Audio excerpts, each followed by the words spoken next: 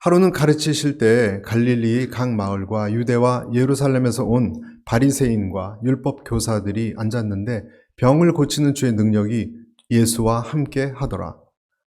한 중풍병자를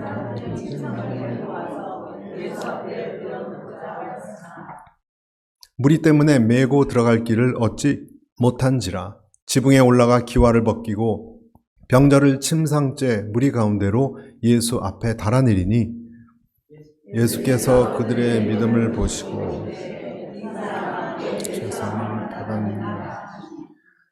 서기관과 바리새인들이 생각하여 이르되 이 신성 모독하는 자가 누구냐? 오직 하나님 외에 누가 능히 죄를 사하겠느냐? 예수께서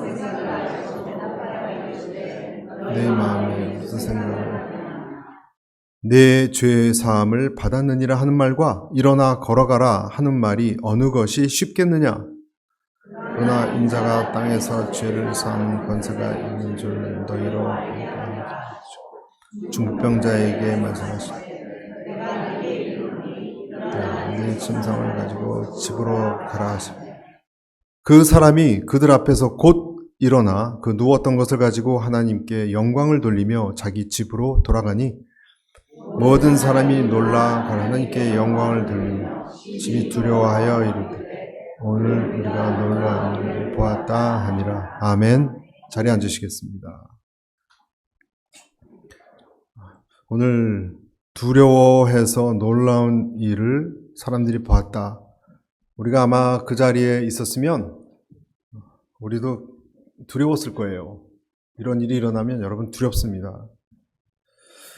오늘 시작에 보면 큰 마음을 먹고 지금 친구들이 여러분이 본문은 유명해서 많이 알고 계세요. 예수님을 만나러 갔는데 많은 무리들 때문에 들어가지 못하고 있는 안타까운 상황입니다. 네, 누구들 때문에 지금 예수님 못 만나고 있다고요? 무리들이 너무 많아서 친구들이 이 중풍병은 움직이지도 못하잖아요. 들것에 데리고 왔는데 예수님을 만날 수가 없어요. 예수님을. 여러분, 하나님을 만나러 가는 일조차 쉬운 일이 아닙니다. 하나님을 만나러 가는 그런 일조차 쉬운 일이 아니에요. 왜냐하면 기본적으로 여러분, 내가 아무리 어떤 상황이 절박하고 안타까워도요, 기본적으로 이 세상 사람들은 내 상황에 관심이 없습니다. 관심이 없습니다. 예수님을 만나러 가는 사람들이라도 내 어려움에 무관심한 것처럼 여겨질 때처럼 속상할 때가 있을까요? 무정하고 무심한 세상입니다. 하지만 시험 들지 말아야 하는 것은 사람들 때문에 정작 중요한 분을 포기할 수가 없잖아요. 여러분 병원에 갔는데 사람이 많다고 의사를 안 만날 건가요? 그렇진 않잖아요. 의문이 남아요. 왜 하나님은 이렇게 장애물들을 주님을 만나는 과정에도 오늘 여기 중풍병자에게 이런 장애물이 있을까? 그 답이 20절에 나와요. 20절의 앞부분에 보면 뭐라고 되어 있냐면 예수께서 그들의 믿음을 보시고 믿음을 보고 싶은 거예요. 여러분, 믿음을 보고 싶은 거예요. 믿음은 다른 말로 겸손한 열정 같은 겁니다. 그것이 믿음입니다. 악조건을 뛰어넘고 시험을 이겨내는 것. 이 친구들이 처음에 와서 들어갈 수 없다는 것을 깨닫고 창문, 뒷문 그런 데를 찾아봤을 거예요. 이 친구들은 사람이 많아서 할 만큼 했어. 돌아가자. 그러지 않았습니다. 돌아가자. 쉽게 포기하지 않았습니다. 돌아갈 수 없었습니다. 그래서 어떻게든 방법을 찾고자 했습니다. 여러분, 이런 중풍병자가 달아내리는 오늘 본문이 우리에게 주는 메시지가 뭐냐면 사람들은 방법이 없다고 늘 얘기하고 핑계를 대지만 사실 방법이 없는 것이 아니고 열정이 없는 거예요. 열정이 없는 거예요. 그러니까 방법이 안 보이는 거예요. 저는 우리 모두에게 하나님을 만나고자 할 때 만나고자 하는 근성이 있어야 한다고 믿습니다. 믿음은 어떤 면에서는 근성이에요. 조금 힘들다고 포기하고 조금 그런 사람들은 특히 불평이 많죠. 뭐가 어떻고 어디가 어떻고 교회가 시끄러워서 안 나가고 다 여러분 하나님에 대한 절박함이 없어서 그럽니다. 그 말은 절박하지 않다는 거고요. 그 말은. 그러면 하나님을 만나기 힘듭니다. 그런 사람은 작은 시험에 다 포기하기 때문에 그렇습니다. 오늘 이 19절 한번 보실까요? 어떻게 했는지. 19절. 무리 때문에 메고 들어갈 길을 얻지 못한지라 지붕에 올라가 기와를 벗기고 병자를 침상째 무리 가운데로 예수 앞에 달아내리니. 이 지붕이 여러분 그 유대 땅의 지붕이 어떻게 생겼냐면 벽돌로 만들어진 게 아니었기 때문에 가능했어요. 우리 같은 이런 지붕이 아니에요. 당시에 이 팔레스틴의 전형적인 서민 주택은 흙벽돌로 됐습니다. 흙. 단층 슬라브형으로 평평한 모습이었어요, 여러분. 가끔 그림으로 보셨죠, 사진이나.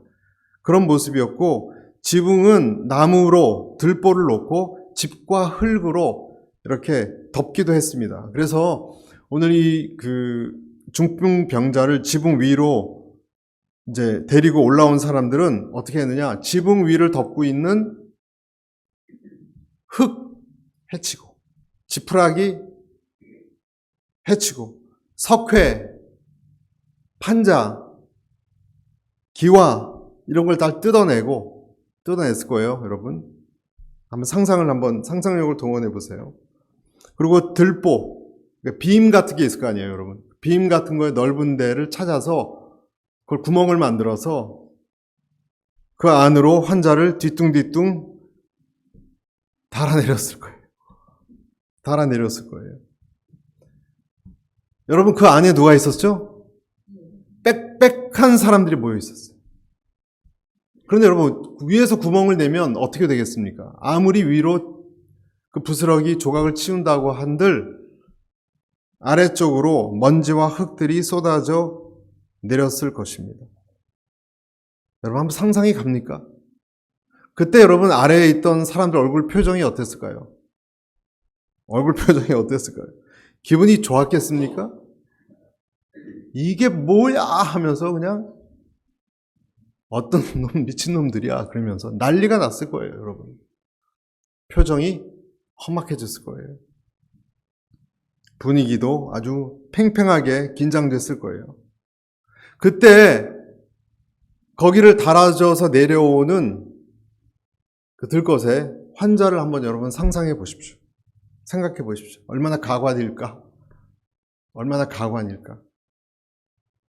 여러분, 중풍병자는 몸이 부자연스럽지 정신은 말짱합니다. 다 이해합니다. 다 느낍니다. 알아듣고 깨달을 수 있습니다. 이때 이 중풍병자가 느끼는 감정이 무엇이었을까? 수치심이었어요, 수치심. 분명히 수치심이었을 겁니다. 지금 다 100% 집중하고 있어요. 불쾌한 마음으로. 오늘 저는 이 사건 통해서 한 두 가지를 생각하고 싶습니다. 첫째는 한번 읽겠습니다. 시작. 공동체가 중요하다. 공동체가 중요하다. 예수님이 20절에도 그들의 믿음을 보시고라 그랬습니다. 그러니까 그 환자의 믿음도 있고 친구들의 믿음도 있어요. 친구들의 믿음도 보셨던 거예요. 친구들의 믿음을 보셨던 거예요. 여러분, 성도 여러분, 교회는 어떤 곳입니까? 교회는 사람들의 관계망으로 연결되고 형성된 곳이 공동체가 교회예요. 그래서 한번 우리는 물어봐야 됩니다. 나는 영적으로 나를 도와주는 사람이 있는가?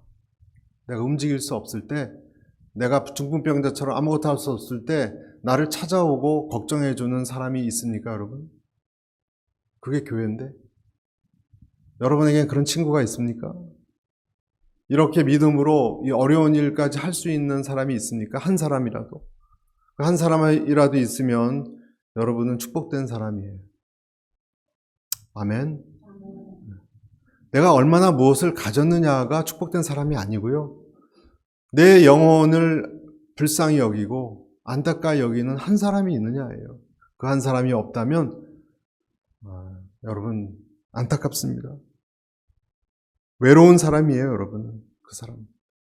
왜냐하면 사람은 강하지 않거든요.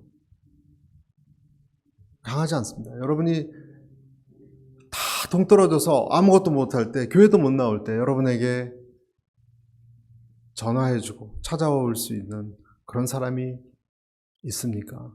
아니면 그냥 겉으로만 친합니까? 교회는 넘어진 사람들을 도울 수 있는 들 것을 늘 준비해야 됩니다. 그것이 교회입니다. 아멘.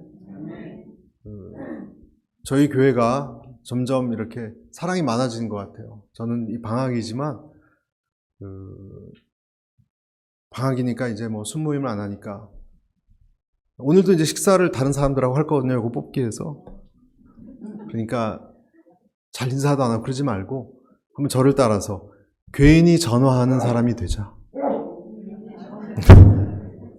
괜히 전화해서 어떻게 지내시는지 안부도 묻고 전화도 하고 또 나가서 베트남 쌀국수도 같이 드시고 그런 것이 교회입니다.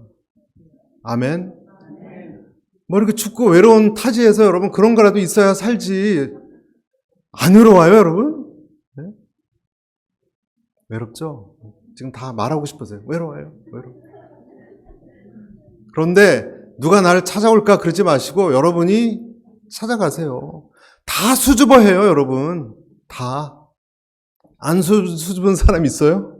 다 수줍어요. 여러분이 먼저 다가가셔서 내가 커피 살 테니 그리고 커피도 마시고 그냥 소소한 얘기도 하는 거예요. 여러분 그런 만남을 하나님이 기뻐하십니다. 그것이 교회예요. 또 한 가지 우리가 두 번째 봐야 되는 부분이 오늘 말씀에서 이 부분이에요. 두 번째 부르심이에요. 부르심. 이게 무슨 말이냐? 하나님의 부르심이 있습니다. 사람마다 다 달라요. 그렇지만 어떤 사람은 이렇게밖에 부를 수 없는 사람이 있어요.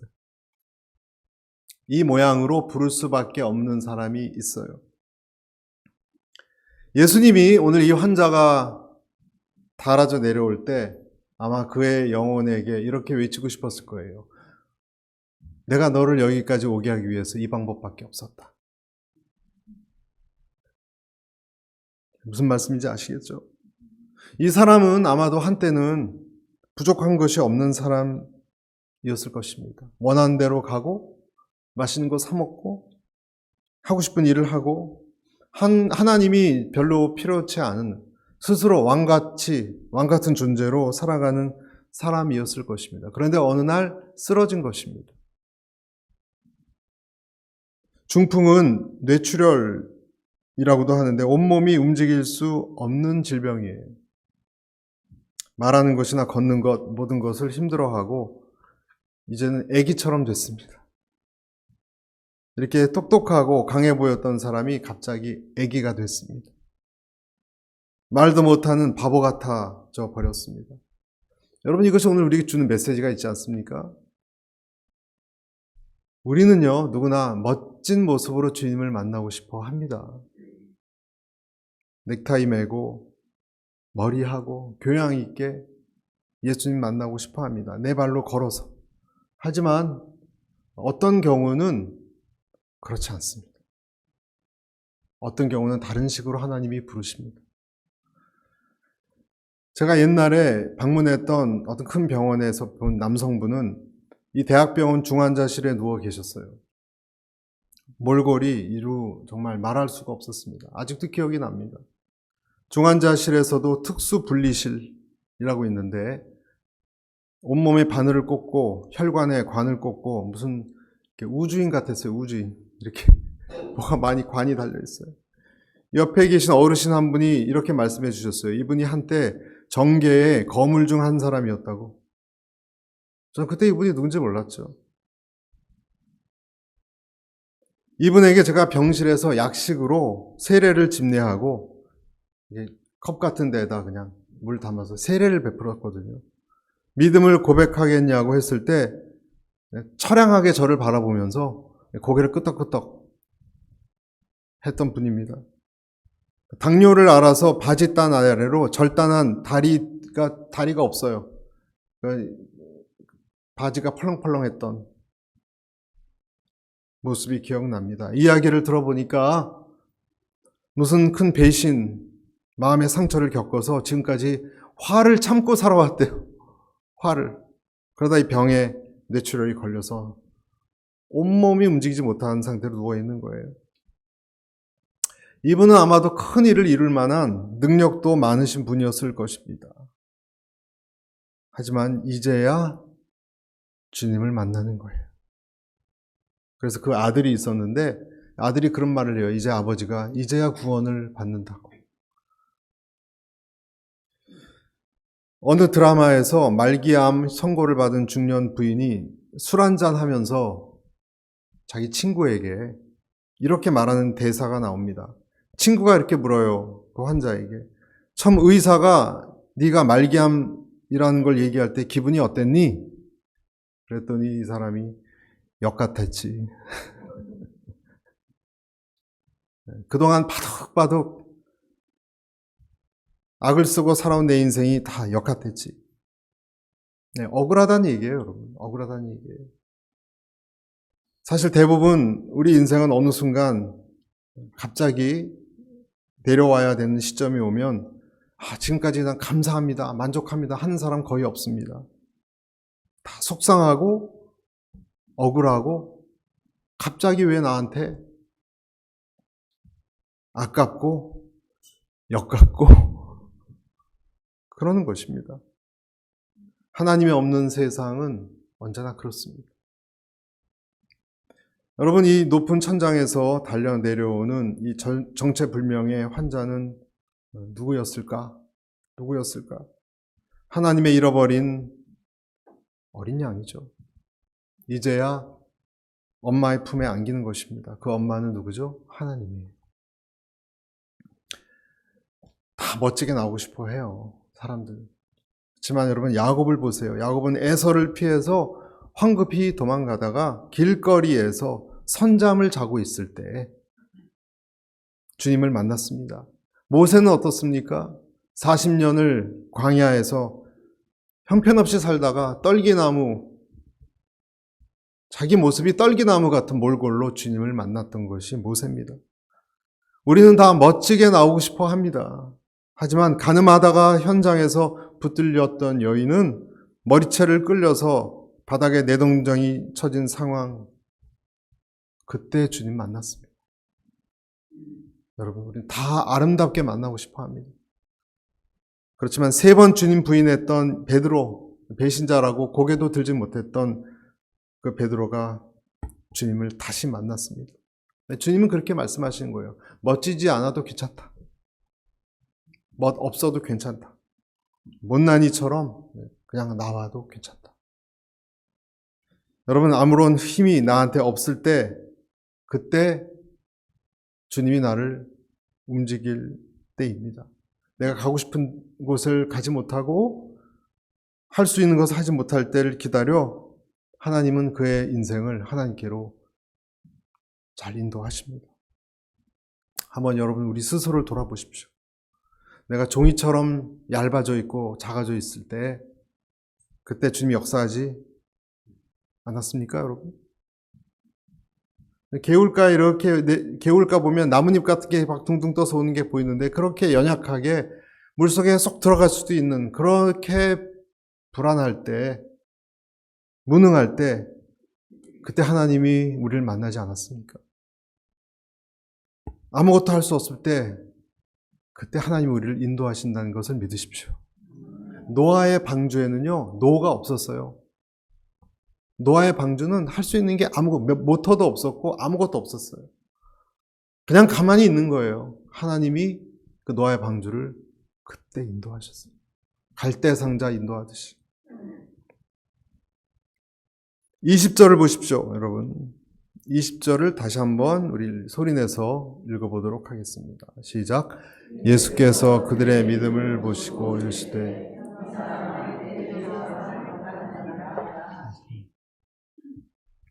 예수님이 이들을 바라보고 뭐라고 얘기하셨는가? 이 사람아, 네 죄 사함을 받았느니라. 예수님은 이 사람아, 네 중풍병이 나았다라고 하지 않고 먼저 뭘 얘기했어요? 죄 사함을 얘기하셨어요. 예수님이 이 사람에게서 본 것은 더 깊은 문제였어요. 중풍병이 아니고. 이 부분 우리가 묵상해 보면 예수님이 이 중풍병자를 이미 이전에 어느 정도 아셨던 것 같아요. 그러니까 이 사람아 그랬죠. 이 사람아. 죄에 대해서 볼 수 있는 분은요, 인생을 다 보는 분이에요, 여러분.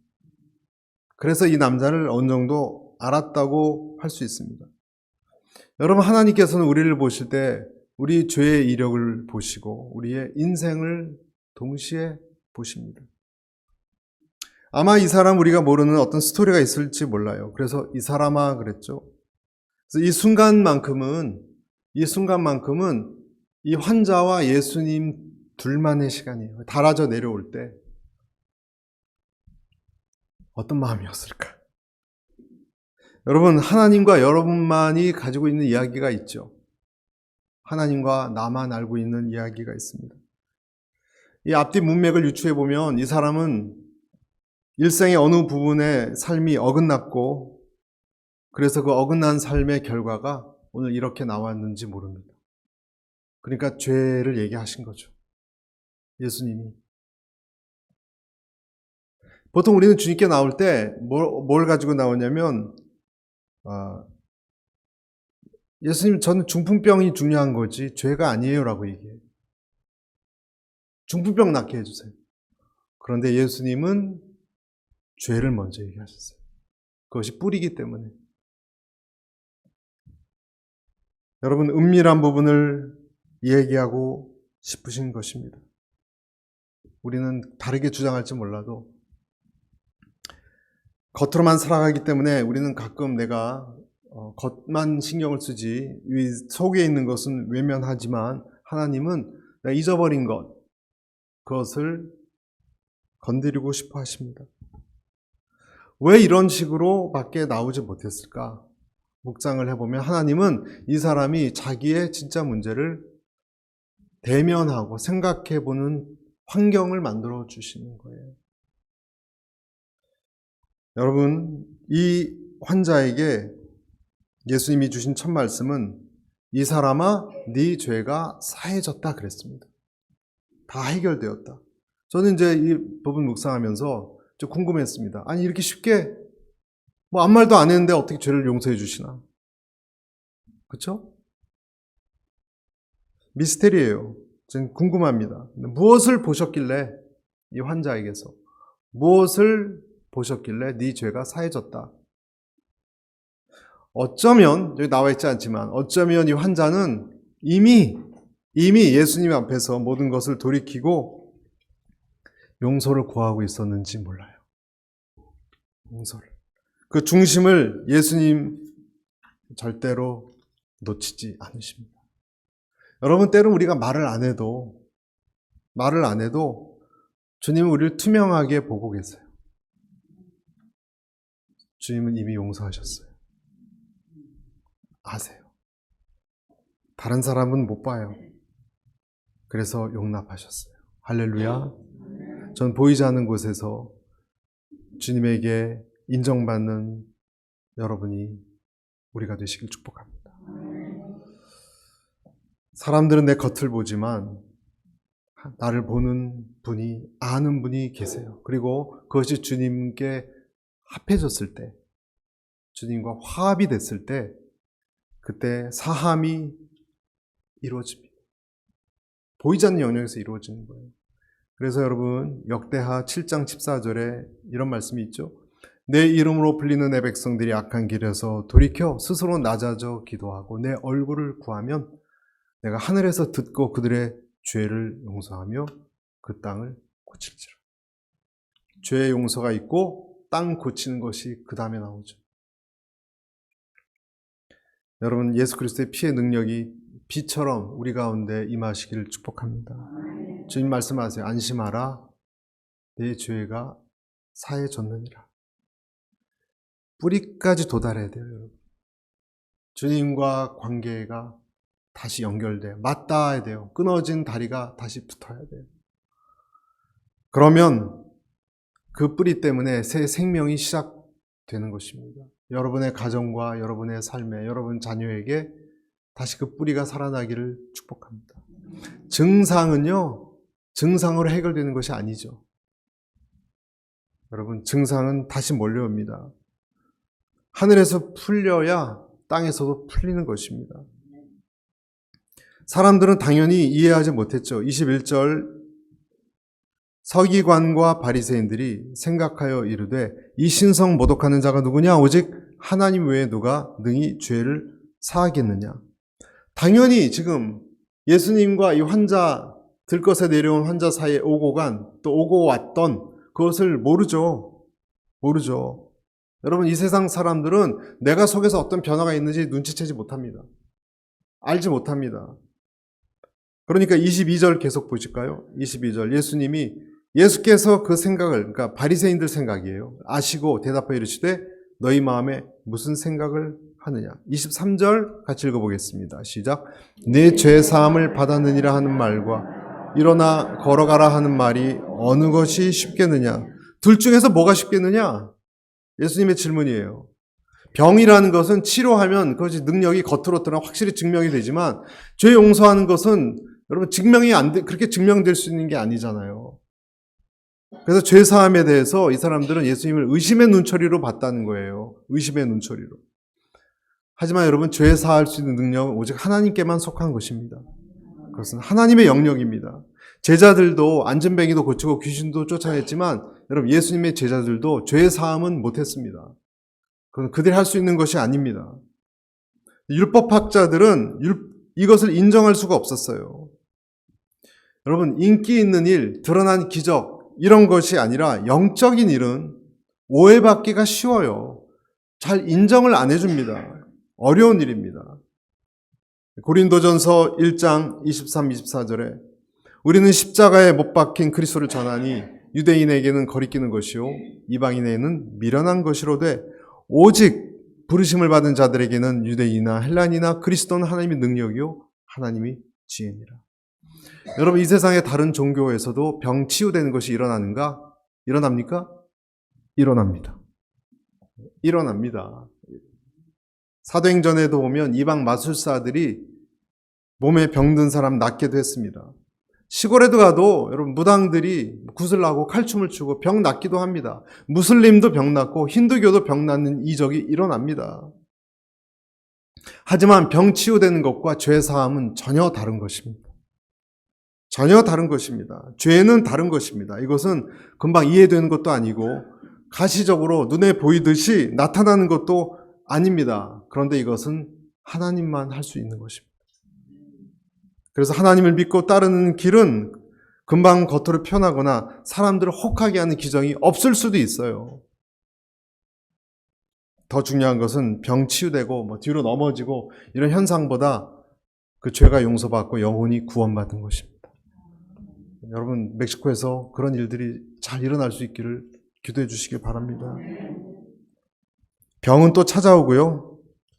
유혹은 또 우리를 흔들어요. 또 병 나면 또 지붕 뚫고 또 내려오겠습니까, 여러분? 죄사함을 전하는 것이 참된 그리스도인의 역할입니다.